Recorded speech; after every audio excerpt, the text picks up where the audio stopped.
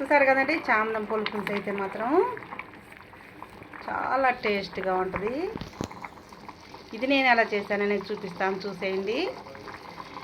ఇది నేను ఎలా చేశానని చూపిస్తాను. టమాటా వేయకుండా పులుసు అయితే మాత్రం చాలా టేస్ట్గా ఉంటుంది. ఒకసారి నేను చేసిన విధానం మీరు చూడండి, చూపిస్తాను. హాయ్ అండి, అందరూ ఎలా ఉన్నారు? బాగున్నారు కదా? మా ఛానల్ సబ్స్క్రైబ్ చేసుకొని మాకు సపోర్ట్ చేస్తున్న మీ అందరికీ చాలా చాలా ధన్యవాదాలండి. ఇవి ఈ చామదుంపలు 1/2 కిలో అండి. నేను చూపించిపోయే వంట ఏంటంటే చామదుంపల పులుసు నేను ఎలా చేస్తాననేది చూపిస్తాను.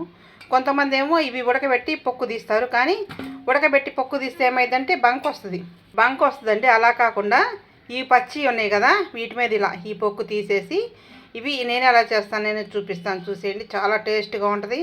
అసలు తినని వాళ్ళు కూడా అంత ఇష్టంగా తింటారండి. ఇప్పుడు ఇవైతే పొక్కు తీసుకుందాం. ఇది పైన ఉంది కదా, ఈ పై పొక్కు అయితే తీసి చూపిస్తాను. చూసారు కదండి, పొక్కు ఇలా తీసుకోవాలి. ఇదిగో ఎలా తీసుకోవాలంటే, రెండో చేత్తో ఫోన్ పట్టుకున్నాను కాబట్టి కుదరట్లేదు. ఈ చాకు ఉంది కదా, చిన్న చాకుతో ఇలా పెట్టి రెండో చేత్తో పట్టుకొని ఇలా ఇలా ఇలా అంటే పొక్కు అంతా వచ్చేస్తుందండి. ఇలా ఇది పొక్కు తీసుకున్నాం కదా, మిగతావి కూడా అలాగే తీసుకున్న తర్వాత ఆ తర్వాత ఏం చేస్తానో కూడా చూపిస్తాను. ఇలా నీట్గా పొక్కు అయితే తీసుకోవాలండి.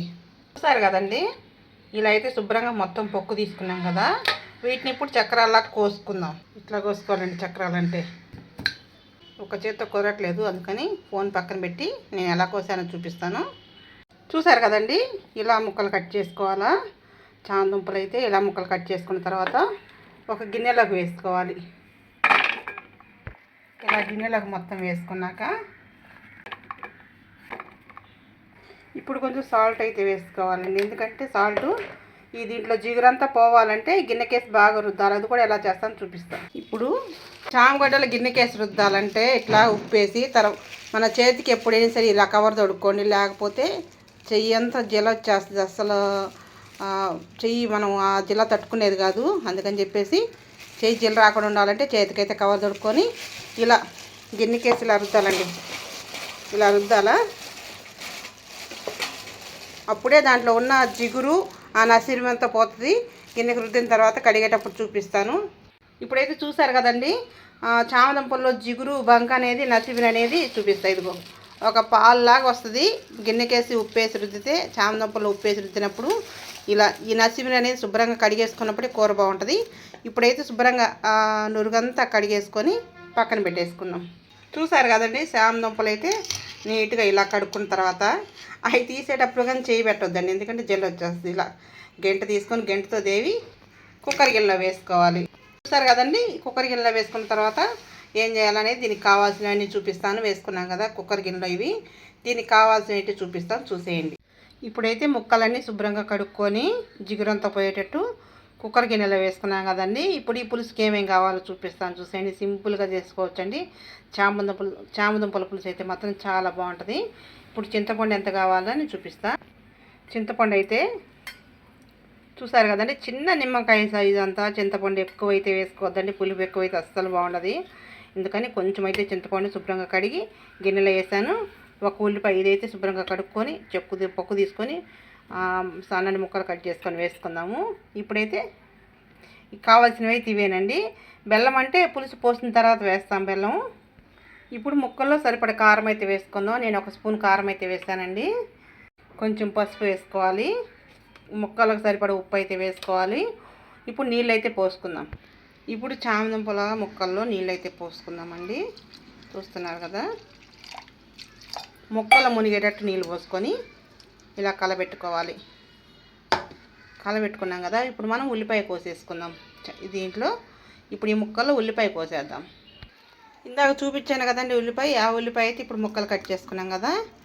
ఇప్పుడు దీంట్లో కుక్కర్ గిన్నెలో వేసేసుకొని మూత పెట్టేసి, ఇప్పుడు కుక్కర్ మూత పెట్టాం కదండి, మూత మీద దాని మీద విజిల్ పెట్టేసేసి పొయ్యి మీద పెట్టి మంట పెట్టేసేద్దాం. చూసారా, మంట పెట్టి 2 విజిల్ రానివ్వండి, ఎక్కువ వద్దు. 2 విజిల్ సరిపోద్ది. చామదుంపలు మళ్ళీ పులుసులో ఉడకాలి కాబట్టి 2 విజిల్ రాగానే ఆపేసుకుందాం.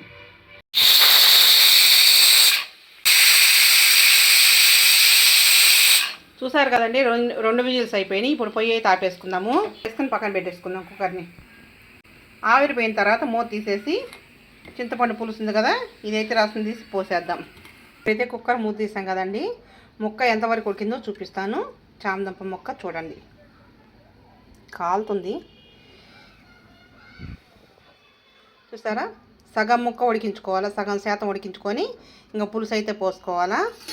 ఇందా చూపించాను కదండి చింతపండు, అదైతే రసం తీసాను. ఇప్పుడు దీంట్లో పోసేద్దాం. పులుసు పోసిన తర్వాత కలబెట్టేసి మళ్ళీ పొయ్యి మీద ఉడికించాలండి. ఆ కొంచెం కొంచెం ఉడకాలి కదా, ఈ పులుసు ఉడికే లోపల ఆ కొంచెం చామదుంప కొంచెం ఉడకాలి కదండి, అది కూడా ఉడికిపోద్ది. ఇప్పుడైతే కొంచెం బెల్లం వేసుకుందాం. చూసారు కదండి, పులుసుకు తగ్గట్టు అయితే వేసుకోవచ్చు. మేమైతే కొంచెం బెల్లం వేసుకుంటాం చామదుంపల పులుసులో. ఇప్పుడైతే పొయ్యి మీద పెట్టి ఉడికించుకుందాం ఈ పులుసుని. పులుసు బాగా చిక్కబడేసరికి ఆ చామదుంప ముక్క కూడా ఉడికిపోద్ది. అప్పుడైతే అన్నీ సరిపోయినట్లు చూసుకొని తాలింపు వేసుకొని మళ్ళీ ఉడికిన తర్వాత అయితే చూపిస్తాను. చూసారు కదండి, పులుసు అయితే దగ్గరకు ఉడికిపోయింది. ఇప్పుడు ఎలా ఉందో చూద్దాము. ముక్క ఉడికిందో లేదో కూడా చూపిస్తాను మీకు. చామదుంప ముక్క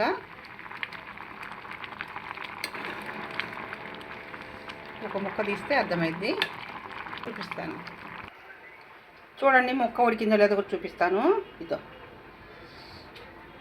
చూసారా, ఉడికిపోయింది ముక్క. ఇప్పుడైతే ఇంకా తాలింపు వేసుకుందాం. ముక్క ఉడికిపోయింది, పులుసు కూడా దగ్గరకు ఉడికిపోయింది కదా, సూపర్గా ఉందండి. బాగా ఉడికిపోయింది ముక్క అయితే మాత్రం. పులుసు ఉడికిన గిన్నె తీసి పక్కన పెట్టేసేసి తాలింపు వేసేసుకుందాము.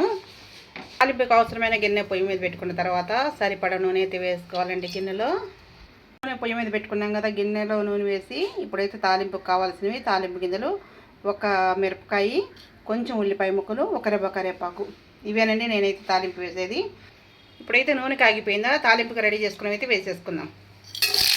తాలింపు అయితే ఇలా దోరగా వేయించుకోవాలి. ఉడకబెట్టుకున్నాం కదా చామదుంపల పులుసు కుక్కర్లో, అదైతే పోసేసుకున్నాము.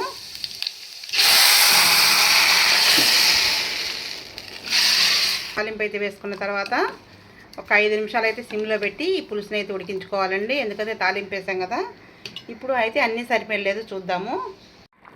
చూసారు కదండి, చామదుంపల పులుసు అయితే రెడీ అయిపోయింది. ఇంకా ఆపేసుకోవడమే. తాలింపు వేసిన తర్వాత ఒక 5 నిమిషాలు ఉడికించుకోవాలి. నేను వేసిన చింతపండు కానీ కారం కానీ అన్నీ కరెక్ట్గా సరిపోయినాయండి. చామదుంపల పులుసు అయితే రెడీ అయిపోయింది. ఇంకా ఆపేసుకుందాము. చూసారు కదండి, చామదుంపల పులుసు నేను చేసిన విధానం అయితే మీరు ఒకసారి ట్రై చేయండి. చాలా టేస్టీగా ఉంటుంది. కూర అంటే ఇష్టం లేని వాళ్ళు కూడా ఈ చామదుంపల పులుసు అయితే మాత్రం ఎంతో ఇష్టంగా తింటారండి. ఇలాంటి మరిన్ని వీడియోలు అంటే మా ఛానల్ సబ్స్క్రైబ్ చేసుకొని లైక్ చేయండి, సపోర్ట్ చేయండి. బాయ్. ఒక లైకే కదండి, లైక్ ఇవ్వండి. లైక్ ఇస్తే కొంచెం మాకు కూడా ఏంటంటే ఇంకో నలుగురికి మా వీడియో చూపిస్తుంది. అంతే. బాయ్ అండి.